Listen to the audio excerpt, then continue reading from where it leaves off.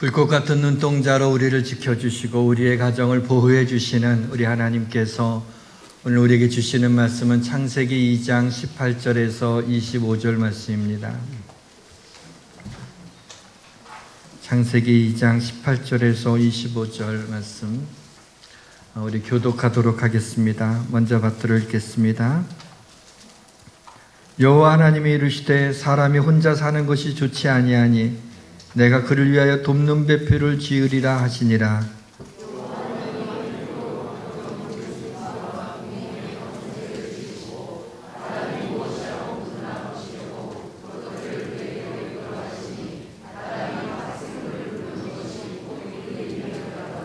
아담이 모든 가축과 공중의 새와 들의 모든 짐승에게 이름을 주니라. 아담이 돕는 배필이 없으므로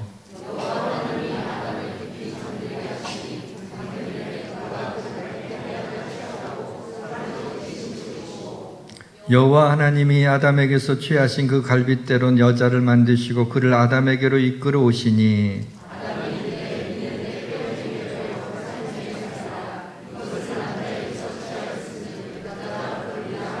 이러므로 남자가 부모를 떠나 그의 아내와 합하여 둘이 한 몸을 이룰지로다.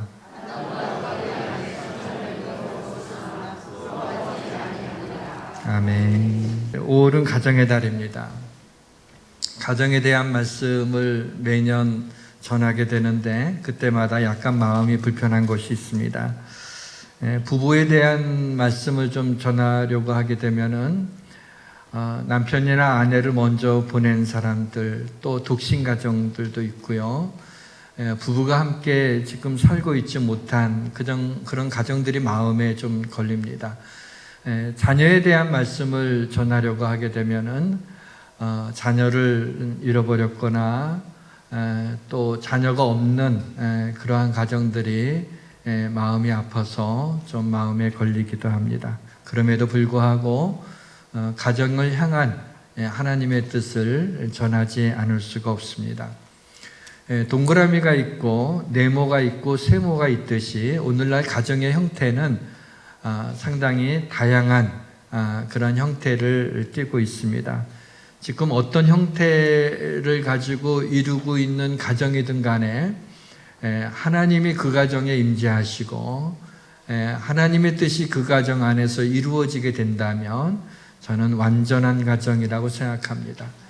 앞으로는 결손가정이나 결핍이라고 하는 단어를 우리 그리스도인들은 사용하지 않아도 하나님이 그 부족한 모든 것들을 하나님이 메꿔주시고 채워주셔서 아름다운 가정, 어떤 형태든 하나님이 기뻐하시고 아름다운 가정으로 만들어 주실 것을 믿습니다.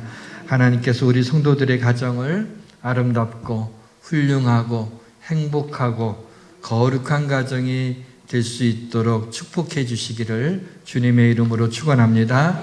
모든 것이 잘 될 것입니다. 지구상에서 가장 거룩한 곳이 어디일까요? 원주민들이나 혹은 그 나라에 사는 사람들은 어떤 특정 지역을 가리켜서 신성한 곳이다라고 또 거룩한 곳이다라고 일컫습니다. 예를 들면 호주에 울룰루 카타추타 국립공원이 있습니다. 보시게 되면 눈에 익은 분들이 많이 있을 거예요. 또 멕시코의 세레네 사그라도 온천도 그렇게 불리워집니다. 미국 오레곤주의 크레이터 호수도 있고요. 영국 글래스턴베리의 언덕도 있습니다. 교회 다니는 사람은 교회가 가장 거룩한 곳이라고 생각하죠. 왜냐하면 교회는 그리스도의 몸이고 또 하나님이 임재하시는 곳이기 때문에 교회를 거룩한 곳이라고 이렇게 생각을 합니다. 그런 의미에서라면 가정도 하나님이 임재하시면 가정도 거룩한 가정이 될 수 있는 것입니다. 하나님께서 홀로 있는 아담을 보시고 사람이 혼자 있는 것이 좋지 않다 이렇게 생각하셨습니다. 아담이 돕는 배필을 만들어 달라고 이렇게 요청하지도 않았는데 하나님께서는 하와를 만드셔서 아담과 더불어 가정을 이루게 하셨습니다. 하나님이 아담을 위해 내가 돕는 배필을 지으리라 이렇게 하시고 나서 돕는 배필 여자를 바로 지으신 것이 아니라 좀 특이한 것이 각종 들짐승과 공중의 새를 아담에게로 이끌어 오셔서 아담에게 이름을 지라고 이렇게 그 말씀을 하십니다. 저는 이 장면에서 왜 하나님께서 아담이 홀로 있는 것이 좋지 못하다고 돕는 배필을 지으리라 그러면은 돕는 배필을 지으셔야지 왜 아담에게 그 각종 들짐승과 공중의 새들을 아담에게 오게 해서 이름을 짓게 하셨을까? 그것이 좀 궁금했습니다. 그래서 좀 생각을 해봤죠. 말씀을 묵상하면서 여기에 대한 하나님의 뜻이 뭐가 있을까라고 하는 것을 이렇게 생각해 보면서 두 가지를 좀 추론할 수 있었습니다. 하나는 이 동물들이 이제 번성해야 되는데 번성하기 위해서는 암컷과 수컷이 다 있어야 되지 않습니까? 네. 그래서 암컷과 수컷 적어도 쌍으로 짝을 져서 아담에게로 이끌어 오셨을 것입니다. 그러면은 아담이 사자를 보고 야, 네 이름은 사자다. 또 너는 원숭이 같이 생겼구나. 원숭이다. 너는 모기구나. 그때 모기를 잡았어야 되는데 이제 이름만 지어줬죠. 아담이 모기구나. 이렇게 이름을 지면서 뭘 생각했을까요? 다 짝이 있구나. 그런데 아담은 나는 혼자구나. 그러면 나도 좀 짝이 필요하지 않을까? 아마 그런 마음을 들게 하시려고 하나님이 동물들의 이름을 먼저 짓게 하신 게 아닌가. 그냥 제 생각입니다, 이거는. 그런데 그거보다는 좀 더 근거 있는 추론을 하나 더 해봤습니다. 그건 뭐냐면 하나님이 그 각종 동물들을 쌍으로 데리고 이렇게 이끌어 오시면서 이름을 짓게 하면서 아담이 무엇을 봤을까요? 야, 하나님이 지은 피조물이 이렇게 다양하고 이렇게 아름답고 야, 이렇게 개성들이 있구나 보면서 그 각종 동물들과 새들을 보면서 하나님의 그 창조를 보고 하나님께 영광 돌리지 않았을까. 그런데 동물들의 이름을 지면서 동물들이 이렇게 아담 앞으로 오게 될 때 아담의 가슴이 뛰었을까요? 그 동물들을 보고 가슴이 뛰면 이상하죠. 맥박이 좀 빨라졌을까요? 맥박이 빨라지지 않았을 겁니다.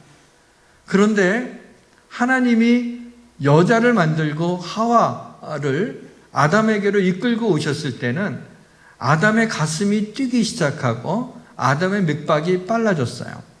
그것을 어떻게 알 수 있냐면 아담이 하와를 보고 인류 최초로 이런 사랑 고백을 하죠. 이는 내 뼈 중에 뼈요 살 중에 살이로다 그랬어요. 아니 그 하와를 보면서 세상에 이런 사랑의 고백, 이런 진한 사랑의 고백이 어디에 있어요? 내 뼈 중에 뼈고 살 중에 살이라. 너는 나다.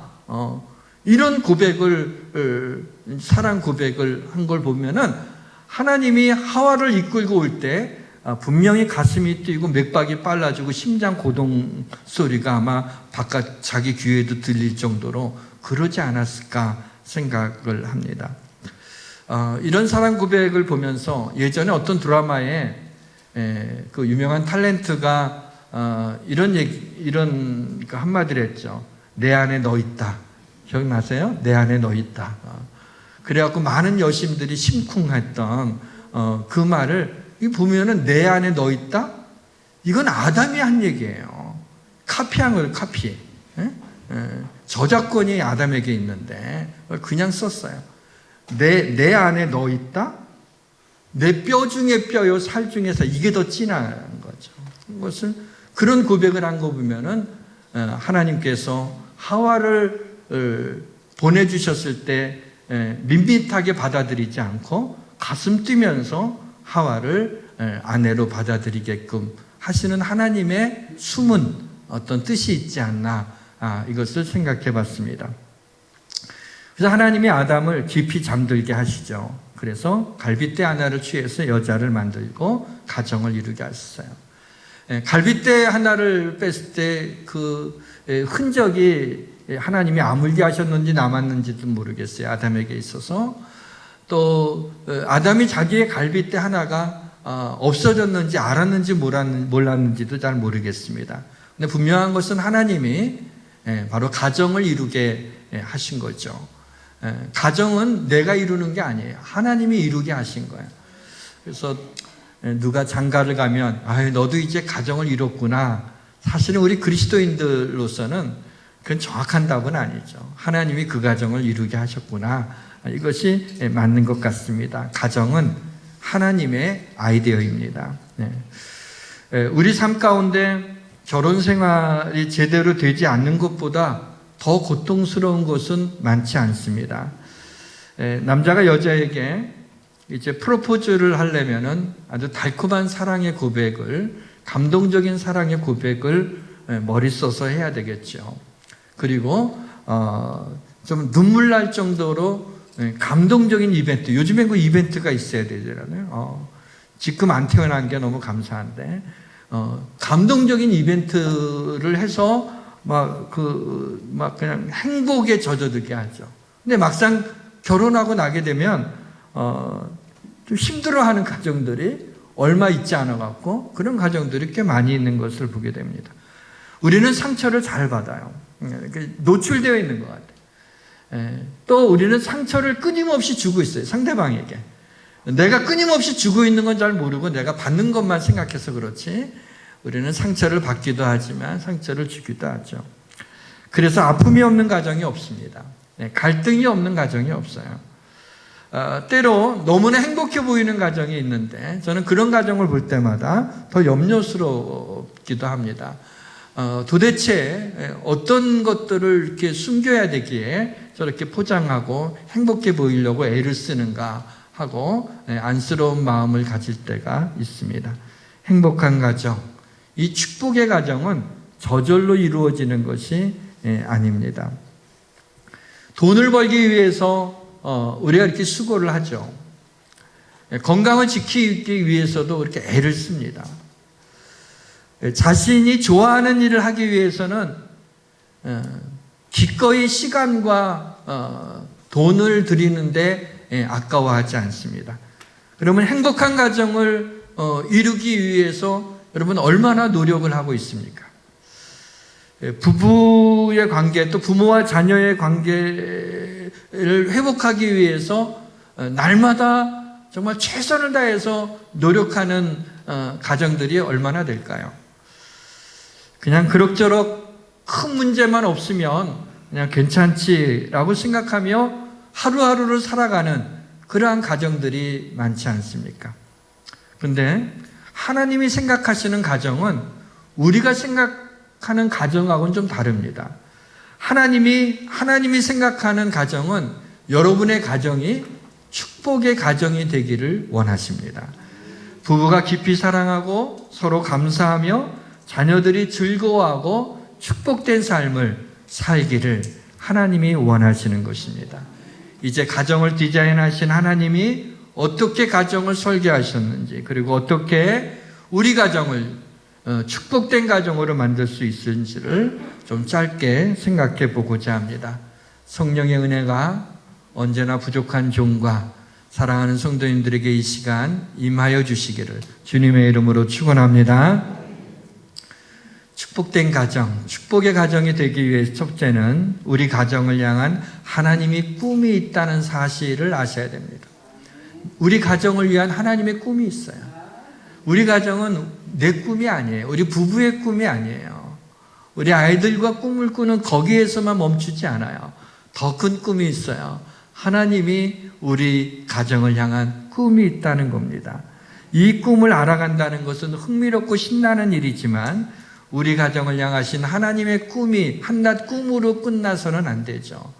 하나님의 꿈이 우리 가정 안에서 경험되어져야 됩니다. 많은 크리스찬 가정들이 자신들의 가정을 향하신 하나님의 꿈, 하나님의 뜻, 하나님의 계획을 생각하지 않고 그냥 하루하루 살아내는데 급급한 것을 보게 됩니다. 하나님의 꿈, 우리 가정이 축복의 가정이 되기를 원하는 하나님의 꿈이 있습니다.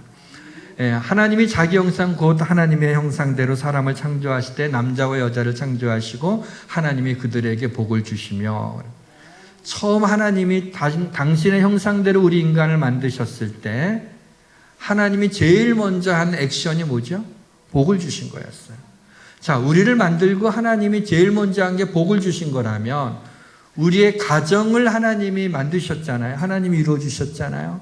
우리 가정을 향하신 것에도 제일 첫 번째 하나님의 액션은 역시 축복이죠. 하나님이 복을 주시는 거예요. 사랑하는 성도 여러분, 오늘부터 하나님께서 여러분 모든 가정에 상처를 치유해 주시고 갈등을 해결해 주시고 우리 자녀들을 축복해 주시길 주님의 이름으로 축원합니다. 주님의 이름으로 축원합니다. 축복의 가정이 되기 위해서는 먼저 남편들은 아내가 하나님이 주신 선물임을 알아야 됩니다. 자, 하나님이 하와를 만들고 나서 여자를 만들고 그 손을 잡고 이끌어서 아담에게로 데리고 오는 장면이 있잖아요. 마치 결혼식 때 신부의 아버지가 신부 손을 잡고 신랑에게 넘겨주는 것처럼 하나님이 그렇게 하세요. 그래서 아담이 하와를 거저받은 거예요. 이건 선물이었어요. 보통 선물이 아니라 이는 내 뼈 중에 뼈여 살 중에 살이라고 고백할 정도의 가슴 뛰는 그러한 선물이었어요. 실제로 우리가 결혼을 할 때, 결혼하기 전에 프로포즈를 할 때 어떻게 생각해요? 아내나 남편이 최고잖아요. 가슴 뛰면서 선물로 받은 건 아닙니까? 잠언에 보게 되면 집과 재물은 조상에게서 상속하냐거니와 슬기로운 아내는 여호와께로 말미암느니라. 아내는 여호와께로부터 온다고 얘기하고 있습니다. 또한 자녀가 하나님의 선물이면 자녀를 낳아본 사람들은 본능적으로 알게 되죠. 자녀가 그 엄마의 태의 안에서 자라나게 되죠. 어떻게 엄마가 할 수 있는 건 없어요. 잘 먹는 것밖에 없어요.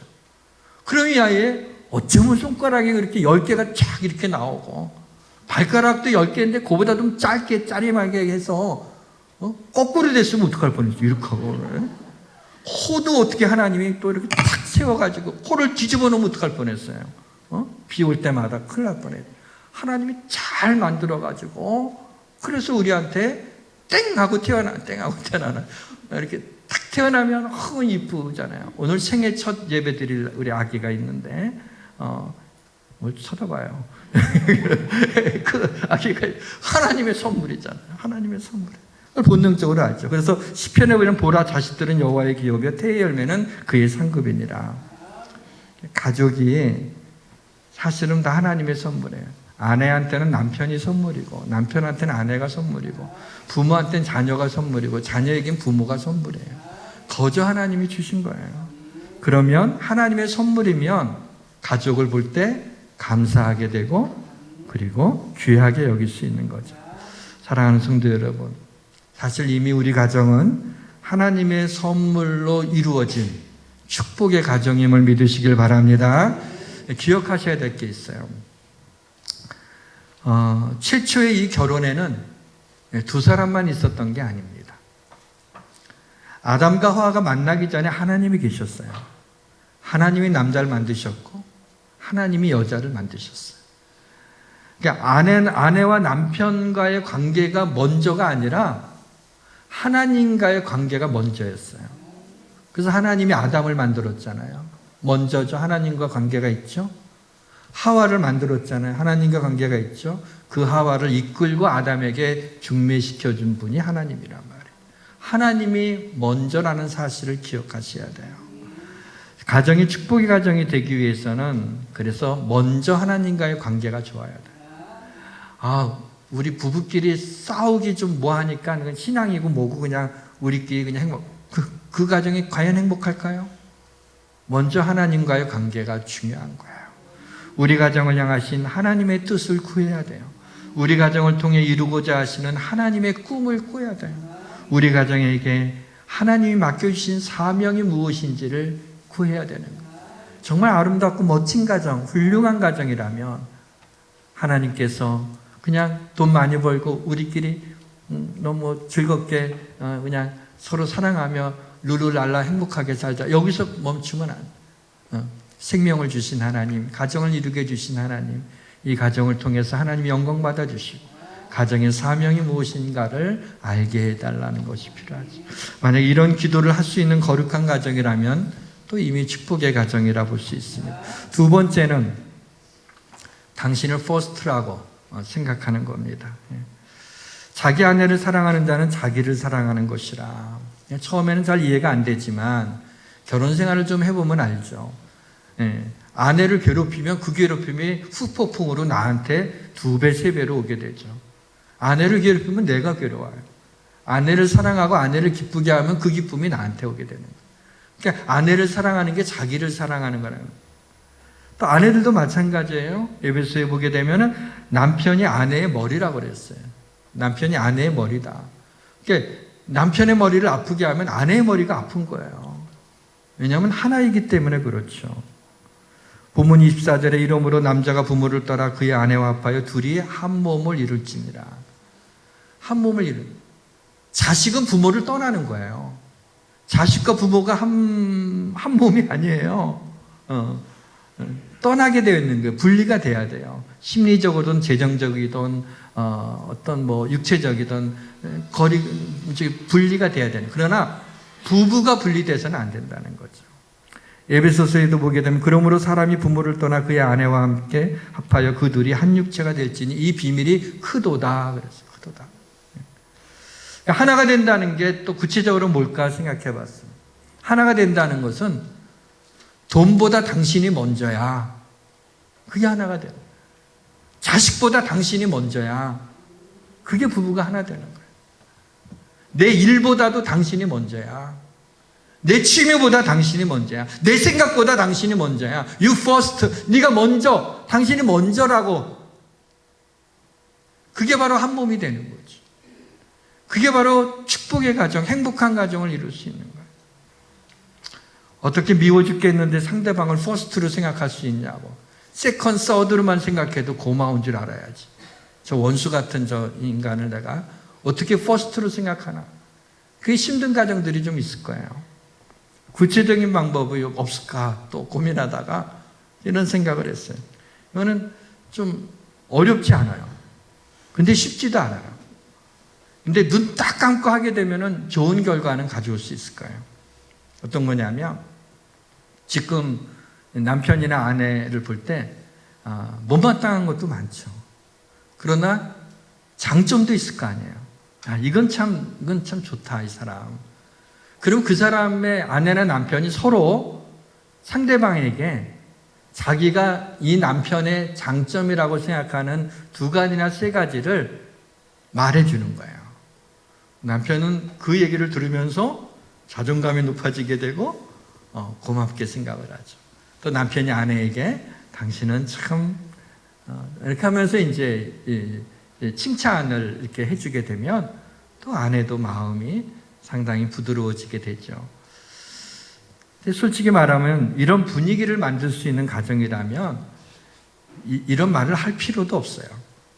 그러나 그렇지 않으면 우리 장점을 우리 서로 얘기하고 쓸데없는 소리 하지 마. 아이, 이게 뭐야 갑자기. 뭐 잘못 먹었어? 이렇게 나오는 그런 사람들도 있어서 이게 좀 힘들지만은 우리 크리스찬이라면 그냥 목사 핑계 대고 목사님 그렇게 하라 그랬는데 우리 서로 한번 해보자. 이렇게 한번 하면 좀 좋은 마음을 하나님 주실 것입니다. 마지막 3번째로는 커뮤니케이션이에요. 소통이죠. 많은 가정의 문제가 소통의 부재에 있다고 그렇게 많은 상담가들이 이야기를 합니다. 소통의 부재는 문제가 아닌 문제를 안고 살아가는 가정이 너무나 많아요. 그럼 어떤 것 때문에 이렇게 다툼이 일어나죠? 인생관 때문에 그러나요? 인생관 때문에? 모두 심각한 문제 때문이 아니죠. 아주 사소한 것들이지만 문제가 되지 않는 건데 문제가 되는. 그거는 바로 소통의 부재죠. 소통은 의미와 의미가 만나는 걸 소통이라고 그래요. 내 마음속에 있는 감정이 상대방에게 잘 전달되는 게 소통이에요. 그래서 상대방을 이해하는 게 소통이에요. 아내가 남편에게 여보, 우리 산책 가자. 그랬어. 남편은 오랜만에 쉬는데, 산책은 무슨 산책? 피곤한데 뭐 그 산책을 가. 그래. 자, 아내가 산책하다는 것은 무슨 뜻이죠? 뭐가 담겨져 있죠? 당신하고 함께 하고 싶어. 교감하고 싶어. 그냥 좀 얘기 나누면서 당신이 옆에 있다는 걸 느끼고 싶어. 산책 그 자체가 아니죠. 당신과 함께 하고 있다는 게. 남편은 뭐예요? 산책에 초점을 맞춰. 그 산책을 못하래, 그걸. 헬스 가서 운동을 해. 이게 운동이 되냐? 그냥 그렇게 바라봐요. 그러니까 이게 소통이 안 되는 거예요. 아내는 마음은 그 마음이 아니거든요. 소통이 안 돼. 남자는 또 때로 혼자 있고 싶을 때가 있어요. 그래서 집에서 좀 쉬고, 모처럼 좀 휴일이라 혼자 쉬고 싶은데, 아내가, 당신 집에 쉬니까 아이 좀 봐줘, 그래. 이렇게 좀, 이거 청소기도 좀 돌려줘. 이거 좀 난 좀 쉬고 싶다고. 아내가, 난 날마다 집에서 노는 줄 알아? 나도 힘들어. 자, 이렇게 되면은 남편은 생각하는 거죠. 어떻게 대탈출할 수 있을까? 집에서.